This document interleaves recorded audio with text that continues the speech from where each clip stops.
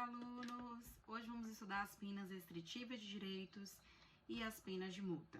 Antes de mais nada, se inscreva no canal, compartilhe e ative o sininho.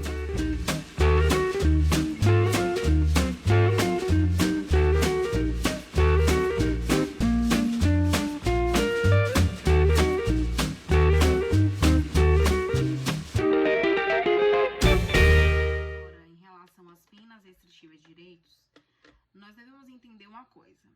A pena, ela é um mal necessário para a sociedade. Mas existem algumas aplicações de pena para alguns crimes que seriam desproporcionais. Então, aí, existe o surgimento da pena restritiva de direitos. Seguimos nosso Estado democrático de direito, elas afirmam o seguinte: existe o princípio da proporcionalidade que faz com que as penas sejam proporcionais aos atos praticados. A baila, a tese de Luc Husman, ele é um professor holandês e ele discute a tese abolicionista. O que é que esse professor ele tenta demonstrar para a gente em relação às prisões?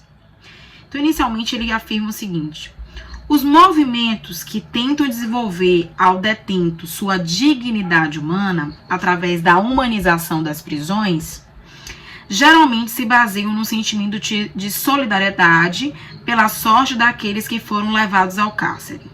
Mas é incrível como tais movimentos praticamente não obtêm qualquer avanço. Parando aqui nessa análise em relação ao texto, do professor Husman, o que é que ele constata? Existe algum avanço de uma pessoa que entra no sistema prisional? Essa pessoa ela sai melhor do que ela entrou? Então vamos lá. Perdem-se energias consideráveis na área movediça da instituição penitenciária. Aí ele afirma: já vi pessoas que efetivamente lutavam por verdadeiras reformas, despender enormes esforços para conseguir resultados absolutamente irrisórios. Então, assim, correndo mais à frente do texto, que ele afirma, eu posso até deixar o texto nos comentários, em relação ao que o Husman afirma. Ele afirma, a meu ver, trata-se de viver 4 classes de solidariedade. A solidariedade com os condenados, a solidariedade com as pessoas vitimizadas, ou seja, a solidariedade com os condenados, a solidariedade com as pessoas que foram vítimas, a solidariedade com um conjunto de pessoas que vivem numa sociedade, ou seja, as outras pessoas que, apesar de não serem vítimas, mas se sentem com medo, com receio, em relação aos encarcerados, e que precisam de se libertar de suas falsas crenças e dos erros que cometem ao relacionar levianamente seus problemas na sociedade com a existência do sistema penal. E, finalmente, a solidariedade com as pessoas que asseguram o funcionamento do sistema prisional, que seriam os membros, da segurança pública, a sobrevivência da máquina pública. E ele conclui: os que perceberem e quiserem assumir essas 4 formas de solidariedade, a solidariedade com os condenados, a solidariedade com as vítimas, a solidariedade com a sociedade como um todo e a solidariedade com a segurança pública, não se conterão com o simples posicionamento de reforma das prisões, e nem mesmo com a abolição pura e simples da pena de prisão. Para esses, onde me incluo, o professor Husman, trata-se de derrubar todo o sistema. O que a gente conclui com as lições de Husman? Ele, na verdade, ele não crê no sistema prisional e que muita coisa deverá. Ele é abolicionista, ele acredita que as penas que substituirão a privação da liberdade daqueles que cometem crimes, ela deverá existir, vai chegar um momento que vai ter que ter a derrocada do sistema prisional. E ele não acredita, ele é totalmente anti-pena, porque ele não acredita que as penas ajudarão nenhuma dos quatro indivíduos, nem os condenados, nem os vitimizados, as vítimas, nem a sociedade e nem o sistema prisional. O que seria penas restritivas de direitos? Então, as penas restritivas de direitos ela não tem o intuito de colocar o agente, aquele que cometeu o crime, dentro do sistema prisional, seja nas suas modalidades, né, dentro das penas privativas de liberdade, seja na modalidade do regime aberto, do regime semiaberto, do regime fechado. As penas restritivas de direitos, como o próprio nome já diz, é restringir o direito do agente. Logo, as penas, né, restritivas de direitos, elas são uma solução, mesmo que parcial, a essa loucura, a essa injustiça, a calamidade que é o sistema prisional, que já vive nessa calamidade há muitos e muitos séculos. Então, na verdade, é uma resposta do Estado a penalizações mais justas a crimes menos gravosos, né? Então, nesse caso, quando nós falamos de penas restritivas de direitos ou penas alternativas, nós estamos falando sim de um avanço social. Então, nesse vídeo, né, vale ressaltar, nós vamos dar uma estudada em relação a penas restritivas de direitos e penas de multa. Agora vamos passar a analisar o conceito das diversas penas restritivas de direitos. As penas restritivas de direito também são chamadas de penas alternativas, pois são uma alternativa à prisão. Em vez de ficar encarcerados o agente, os condenados sofrem limitações em alguns direitos como forma de cumprimento da pena. O artigo 43, ele descreve as possibilidades de penas restritivas de direitos.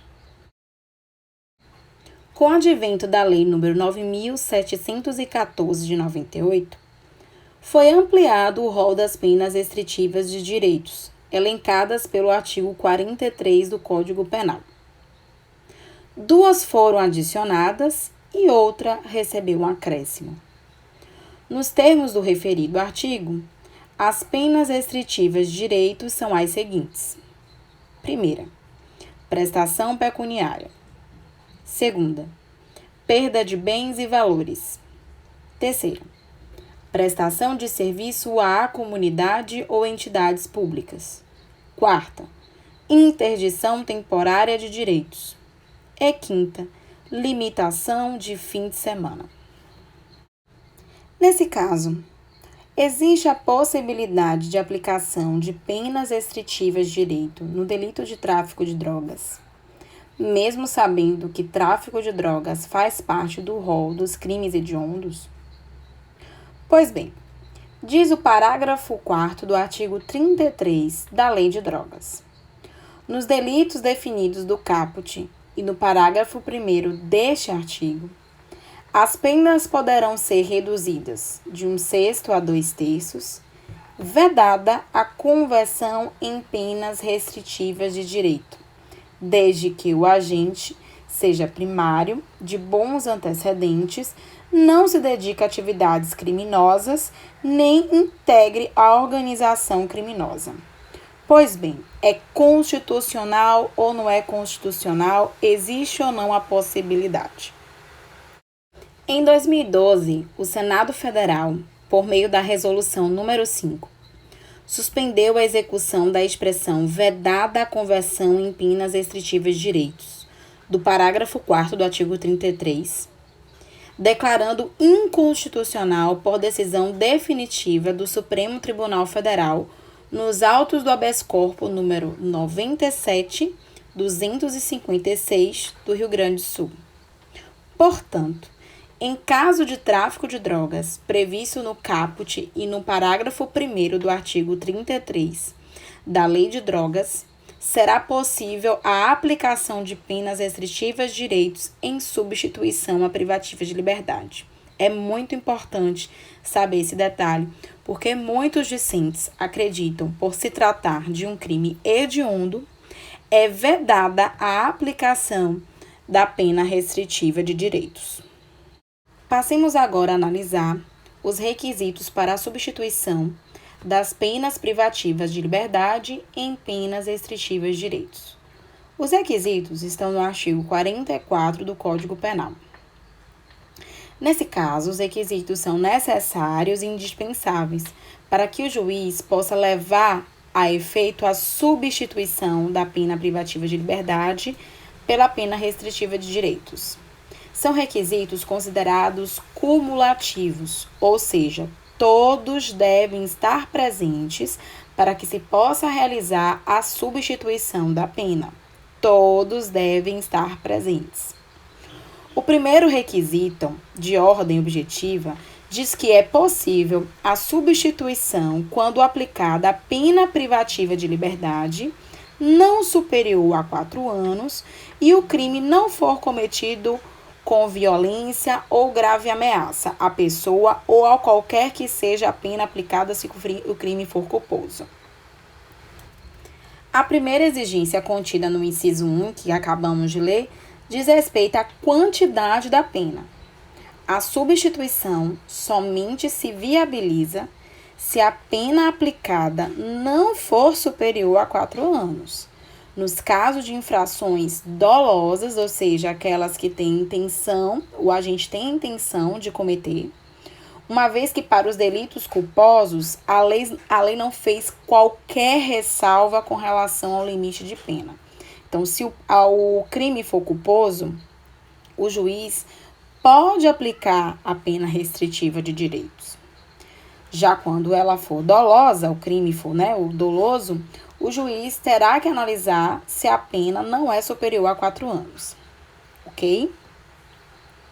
A primeira indagação que se levanta é a seguinte: se uma das finalidades da substituição é justamente evitar o encarceramento daquele que teria sido condenado ao cumprimento de uma pena de curta duração, nos crimes de lesão corporal leve, de constrangimento legal, de ameaça, onde a violência e a grave ameaça fazem parte desses tipos, estaria impossibilitada a substituição pela pena restritiva de direitos? E aí? Entendemos que não, pois se as infrações penais se amodam àquelas consideradas de menor potencial ofensivo, sendo seu julgamento realizado até mesmo no Juizado Especial Criminal, popularmente conhecido como GCRIM, seria um verdadeiro contrassenso impedir justamente nesses casos a substituição pela pena restritiva de direito. Assim, se a infração penal for de competência do Juizado Especial Criminal, em virtude da pena máxima a ela cominada, entendemos que, mesmo que haja um emprego de violência ou grave ameaça, será possível a substituição pela pena restritiva de direitos. A inexistência da reincidência em crime doloso é o segundo requisito exigido pelo inciso 2 do artigo 44 do Código Penal. Isso quer dizer que se qualquer uma das duas infrações penais que estão sendo colocadas em confronto, a fim de aferir a reincidência, for de natureza culposa, mesmo sendo o réu considerado tecnicamente reincidente, isso não impedirá a substituição. Ou seja, exige a lei, como fator impeditivo da concessão da substituição pela pena restritiva de direito, a reincidência dolosa, isto é, tanto a infração penal anterior como a posterior são de natureza dolosa. Caso contrário, aberta estará a possibilidade de aplicação de pena substitutiva à prisão. O requisito de natureza subjetiva encontra-se no inciso 3 do artigo 44 do Código Penal, que, juntamente com os dois anteriores, possibilita a substituição desde que a culpabilidade, os antecedentes, a conduta social e a personalidade do condenado, bem como os motivos e as circunstâncias indicarem que essa substituição seja suficiente. Esse terceiro requisito serve de norte ao julgador para que determine a substituição somente nos casos em que se demonstrar ser ela a opção que atende tanto o condenado quanto a sociedade. Vamos agora falar sobre a terceira modalidade, que é a pena de multa, A multa, ela é uma das 3 modalidades, de penas combinadas pelo Código Penal, E consiste no pagamento ao fundo penitenciário. Então, quando a pessoa ela tem a penalidade de multa, que é uma penalidade que pode ser única, você pode ter uma pena de multa, ou pode ser uma penalidade cumulativa. Você tem uma pena privativa de liberdade e multa, pena restritiva de direitos e multa. Então, você pode ter uma pena autônoma de multa, uma pena cumulativa de multa. Eu vou pegar o conceito aqui de Vera Regina de Almeida Braga, que fala sobre a multa. Vamos analisar esse conceito. A pena de multa constitui uma modalidade de pena pecuniária imposta pelo Estado às pessoas condenadas pela prática de infrações penais. Trata-se de uma retribuição não correspondente ao valor do dano causado, considerada como sanção de natureza patrimonial, por representar pagamento em dinheiro por determinação judicial, em virtude da ascendência condenatória. Então, quando a pessoa ela tem uma pena de multa, ela tem uma ascendência condenatória e esse valor vai ser revertido para o fundo penitenciário. Ok? Até aí? Como é a parte histórica da multa? Onde surgiu a pena de multa? Vamos analisar, então, a parte histórica. A pena de multa remonta ao Pentateuco. Eu tô lendo aqui, gente, o livro de Êxodo da Bíblia. Isso mesmo, estamos lendo a Bíblia. No capítulo 21, versículo 22, que fala o seguinte. A palavra de Deus diz que, se alguns homens brigarem e um ferir uma mulher grávida, e for causa de que aborte, não resultando, porém, outro dano, este certamente será multado, ou seja, a palavra multa em Êxodo, na Bíblia, conforme o que lhe impuser o marido, ou seja, o marido que nesse caso que vai imputar, né, o valor da multa da mulher e pagará segundo o arbítrio dos juízes, né, que é esse grupo. No Império Romano, gente, também tinha um conceito de multa. Vamos pegar aqui, né? No Império Romano, tinha o seguinte. Teve ampla aplicação, dirigindo-se aos chamados crimes patrimoniais, conforme nos esclarece, né, o professor Mário Curtis Jordani. Nos dias de hoje, a pena de multa atende às necessidades atuais de descarcerização, punindo o autor da infração penal com o pagamento de importância que será determinada pelo juiz da ação, cujo valor deverá obedecer os limites mínimo e máximo ditados pelo Código Penal. Na primeira fase da dosimetria da pena de multa, o juiz deverá fixar o quanto de dias multa. Logo, a pena de multa será no máximo, quer dizer, no mínimo, de 10 e no máximo de 360 dias multa. O valor do dia multa será fixado pelo juiz, não podendo ser inferior a 1/30 do valor do maior salário mínimo mensal vigente à época, nem superior a 5 vezes esse salário. Então, como é que a gente analisa? Na primeira fase, o juiz vai analisar quantos dias multa ele irá cobrar, que vai ser de 10 a 360.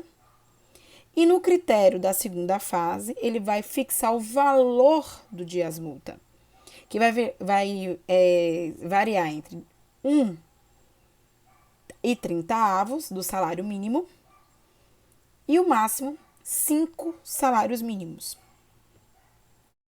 Até a próxima aula, pessoal!